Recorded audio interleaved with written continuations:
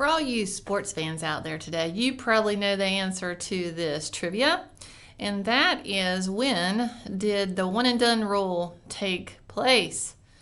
2016.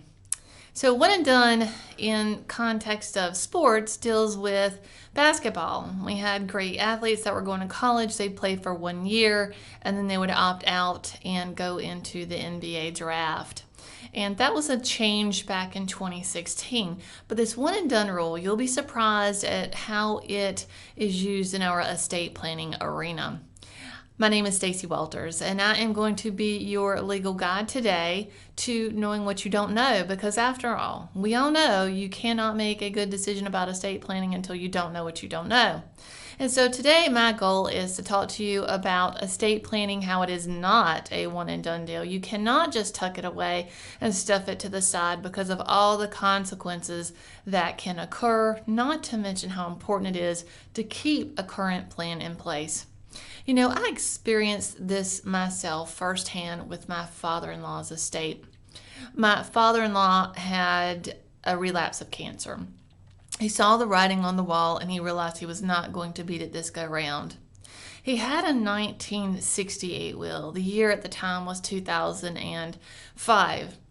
He says, my gosh, I think a lot of things have changed in that time period. Most of the people that are named in the will, they weren't even born back then. Some of these people in there have passed away, and I think I want to make some changes.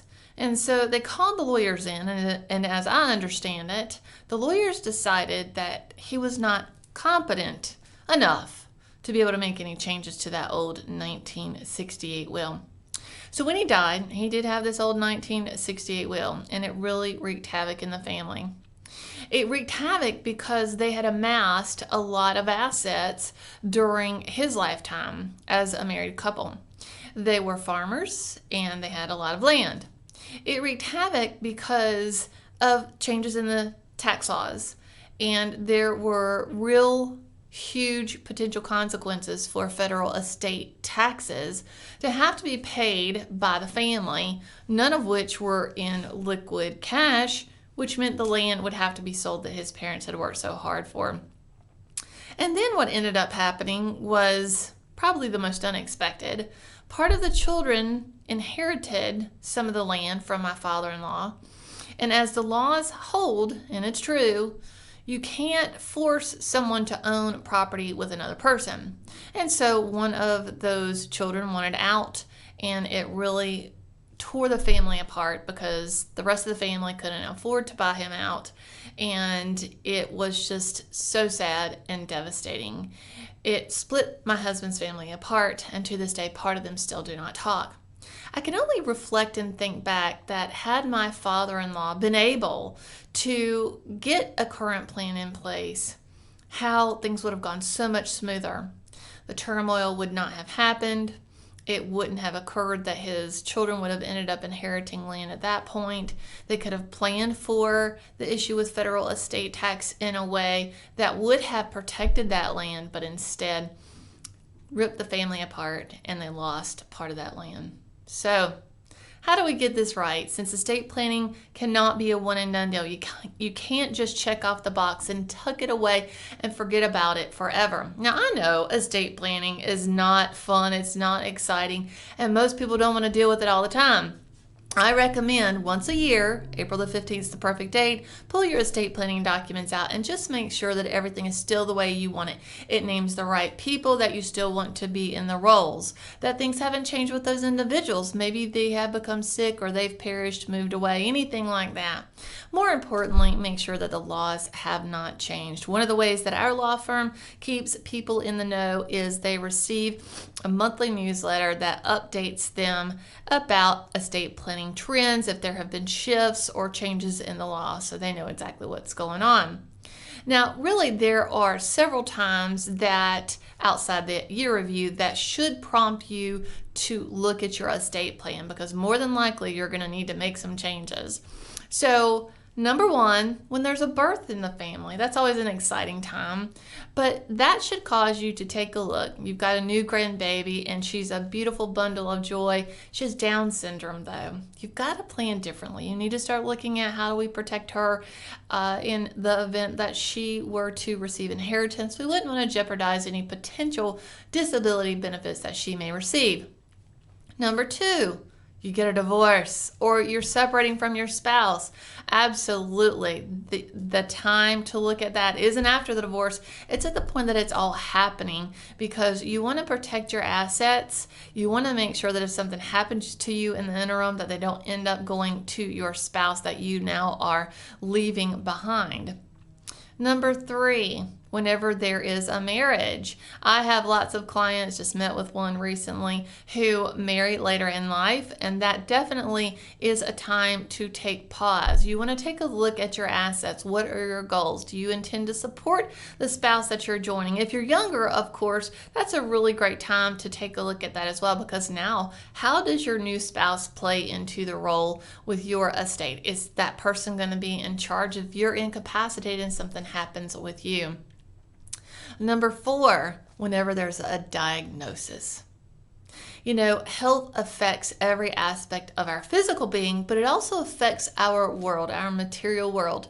We have to look at resources. If this is something long-term that we're expecting down the road, maybe you have an Alzheimer's diagnosis, Parkinson's, multiple sclerosis, you need to take a look at your resources, and are there things that you need to do to try to protect them?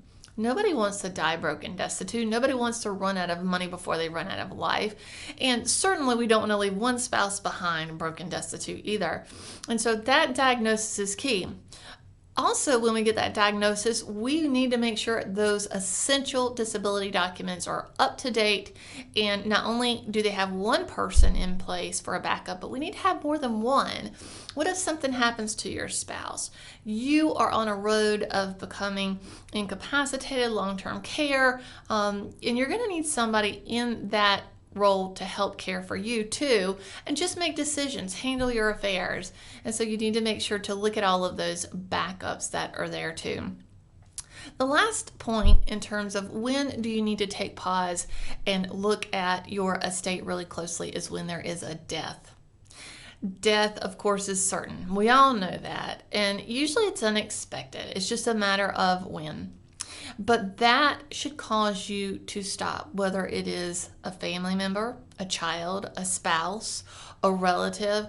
Look at your estate plan. Is everything still the way that you want it? Do you need to plan differently because somebody that was your healthcare agent, for example, has passed away and you need somebody else to fill that role?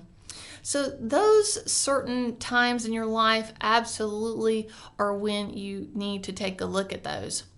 One other major time that a lot of lawyers miss telling people about is when you move. You need to have those documents reviewed by a lawyer in the state where you have relocated. Out-of-state documents can wreak havoc when it comes to our healthcare powers of attorney, when it comes to our financial powers of attorney, even those old wills. And the reason why is because we never know, as North Carolina lawyers, when you need those, whether or not they're going to hold up, because we're not the ones that can make that decision. Judges make those decisions after you're gone. The institutions like the healthcare institution, the investment institution, their legal departments are the ones that make those decisions at the time that those documents are coming into play, because somebody needs to do something for you and they're bringing those documents in, and that's when they decide. And that's the wrong time to be looking at those documents and deciding, are they going to work or aren't they going to work? Because if they don't work, your family is paralyzed and they can't help you. They cannot do the things that they need to do. So anytime you move, it's not really a time to review your documents. It's a time to get those updated. It's not a one and done deal. Now, of course, anytime the laws change, that always should cause you to take pause. Sit down with your financial advisors, sit down with your trusted advisors, your lawyers, and take a look at those documents. For your time of letting me help educate you today, I'm going to offer you the opportunity. Send us in your old estate planning documents. I'm happy to take a look at those. I will send you a voice recording, me personally outlining exactly the way that your documents are going to work. Make sure that your wishes are being met. A lot of times people in their head think that things are going to go one way, and when I actually read it, that's not the way that they're happening at all. And so do take advantage of this opportunity. I will give you the thumbs up if they comply with North Carolina laws. Of course, if they're outside the state of North Carolina, I can only outline and not give legal advice, but outline who the beneficiaries are, who is supposed to get what, and who's in charge, but never can I interpret any outside state laws, because the State Bar would not like that. Thank you for listening today. I hope that you have enjoyed this adventure in this educational series about when you should update your estate plan. Again, my name is Stacy Walters with Thomas Walters. We're a different type of firm over here, and we hope to see you soon. Happy estate planning.